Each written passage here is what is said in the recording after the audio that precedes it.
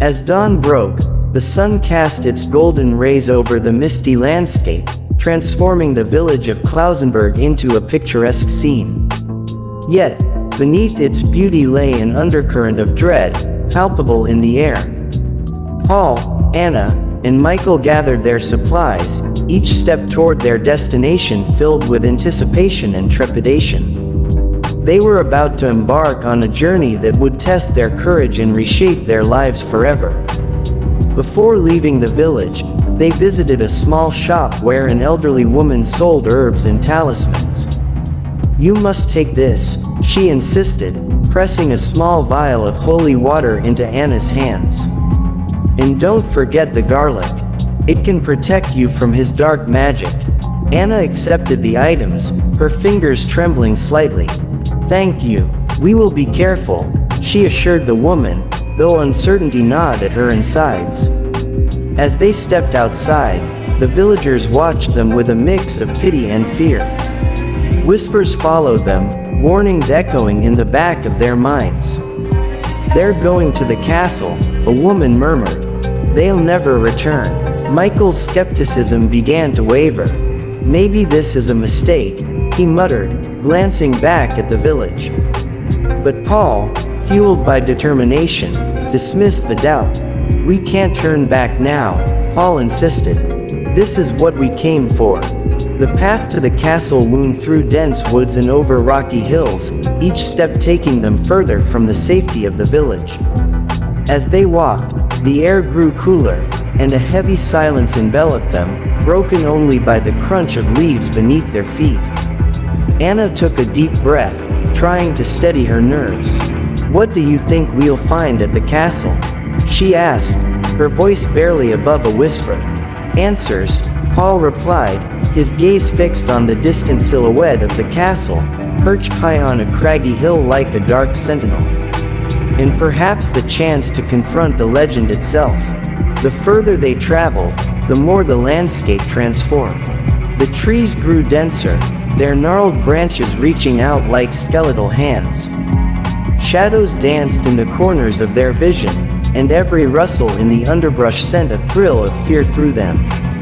"Stay close," Michael warned, glancing around. "This is the kind of place where legends come alive." As they neared the base of the hill, the castle loomed larger, its stone walls weathered and darkened by centuries of storms. A sense of foreboding settled over them, as if the castle itself was a living entity, watching their approach. "Are we really doing this?" Anna asked, hesitating. She felt a growing unease, the stories of Dracula replaying in her mind. Paul placed a reassuring hand on her shoulder. "We'll stick together. Whatever happens, we face it as a team." They began the steep climb up the hill, the path overgrown with weeds and vines. Each step was an effort, the air growing colder as they ascended. The castle's towering spires pierced the sky, shrouded in a thick fog that seemed to cling to the stones. At last, they reached the castle gates, which stood ajar, creaking ominously in the wind. The ironwork was intricate but rusted, hinting at years of neglect. Paul pushed the gate open, and it swung with a heavy groan, revealing a dark courtyard. Inside, the atmosphere was eerie, filled with an unsettling stillness. The courtyard was overgrown, weeds sprouting through the cracked stones. Vines clung to the walls, as if nature was trying to reclaim the ancient structure. Faded banners hung limply, remnants of a once magnificent fortress. "This place feels wrong," Anna whispered, her eyes scanning the shadows. "It's as if the walls hold the weight of countless secrets." Paul led the way, his heart pounding with a mix of excitement and fear. "We're here to uncover those secrets," he said, trying to sound braver than he felt. "Let's find out what's inside." They stepped into the castle, the grand foyer greeting them with a musty smell and dim light filtering through stained glass windows. The air was thick with dust, and cobwebs hung in the corners, remnants of a forgotten past. Ancient portraits lined the walls, their subjects gazing down with expressions that seemed to follow them as they moved. "This place gives me the creeps," Michael said, shuddering. "It feels like we're intruding on something that's been asleep for far too long. Or something that's waiting for us," Anna added, her voice barely above a whisper. As they ventured deeper, they explored the main hall, where the remnants of opulence lingered despite the decay. A grand staircase spiraled upward, leading to darkened corridors. Paul felt a pull toward the staircase, a desire to uncover the mysteries that lay above. "Let's check upstairs," he suggested, glancing back at his friends. "We need to see if Dracula is really here." They ascended the staircase, the wood creaking under their weight. Each step felt like an invitation to the unknown, the air growing colder with every rise. At the top, a long hallway stretched before them, lined with doors that seemed to whisper secrets of their own. They approached the first door, its surface worn and splintered. Paul hesitated before turning the knob. The door swung open with a reluctant groan, revealing a room filled with dust and shadows. Faded furniture stood like sentinels in the gloom, and cobwebs hung from the ceiling like tattered veils. "Is this what a vampire's lair looks like?" Michael joked, attempting to lighten the mood, but his voice wavered slightly. "It looks like no one has been here in ages," Anna said, stepping inside cautiously. "What if he returns to find us here?" Paul stepped further into the room, drawn to an ornate mirror that hung on the wall. Its surface was clouded with age, yet it seemed to pulse with an otherworldly energy. As he reached out to touch it, he felt a chill run through him. "Careful," Anna warned, grabbing his arm. "We don't know what that could do." "I just wanted to see," Paul replied, pulling back. The mirror seemed to reflect more than just their images. It felt like a gateway to something dark and ancient. Suddenly, a loud crash echoed from the hallway, startling them. Michael spun around, his heart racing. What was that? They exchanged glances, fear gripping them. "We should stick together," Anna said, her voice shaking. They moved cautiously toward the sound, reaching another door at the end of the hall. Paul pushed it open, revealing a vast room adorned with tattered curtains and broken furniture. In the center, a large dining table lay covered in dust, as if it had not been used in decades. And then they saw it, a figure standing at the far end of the room, cloaked in shadows. "Who's there?"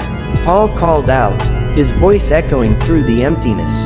The figure turned slowly, revealing a face that was both alluring and terrifying. His eyes glinted with an unnatural light, and a sly smile played on his lips. "Welcome, my guests," he purred, his voice smooth and melodic. "I've been expecting you." A shiver ran down Paul's spine. "You're Dracula." The Count stepped closer, the shadow seeming to cling to him like a shroud. "Yes, and you are brave to venture into my home. Few have dared to do so." Anna gasped, stepping back. "What do you want from us?" "Ah, it is not what I want, but what you seek," Dracula replied, his gaze fixed on Paul with an intensity that made his heart race.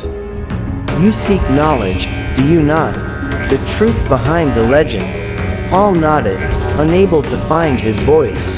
"We want to understand." Dracula smiled, revealing sharp fangs that glistened in the dim light.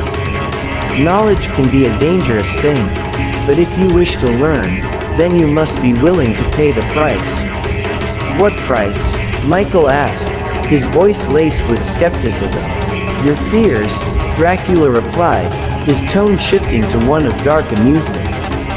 "Face them, and perhaps I will share my secrets. But turn back, and you will leave empty-handed." Tension thickened in the air as the Count's words sank in.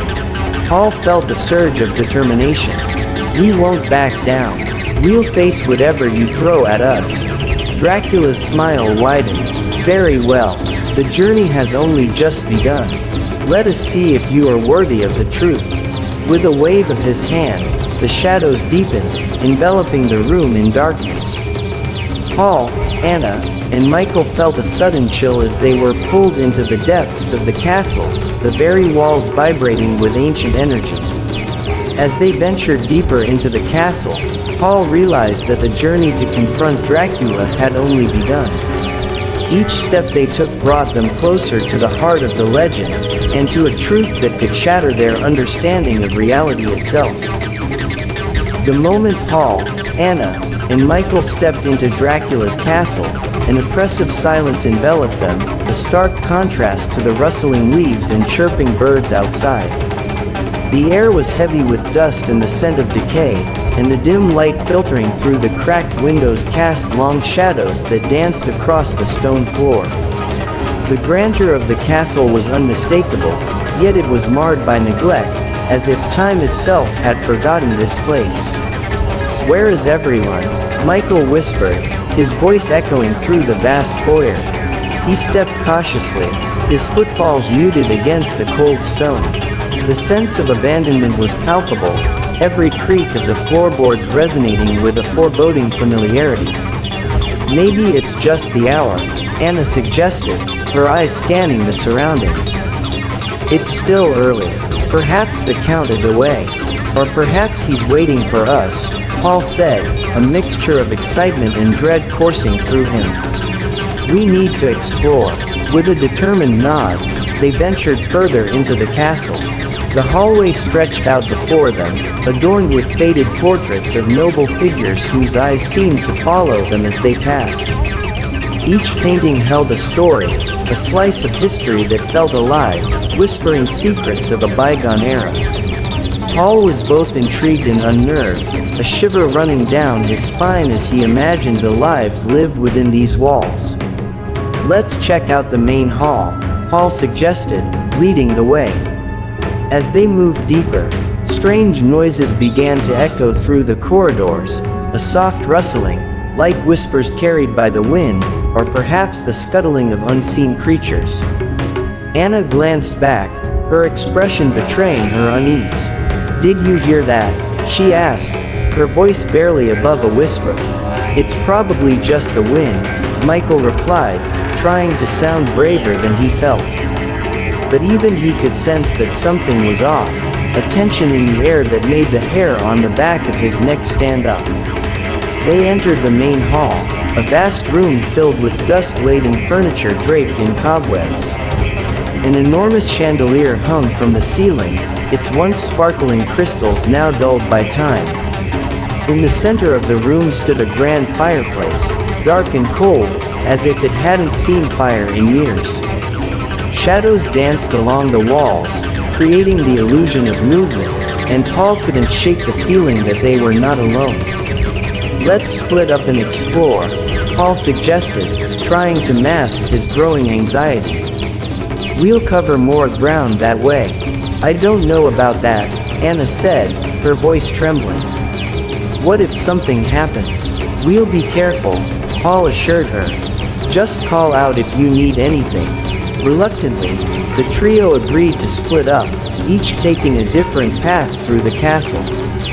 Paul headed toward a set of ornate double doors at the far end of the hall, while Anna and Michael ventured toward the staircase leading up to the second floor.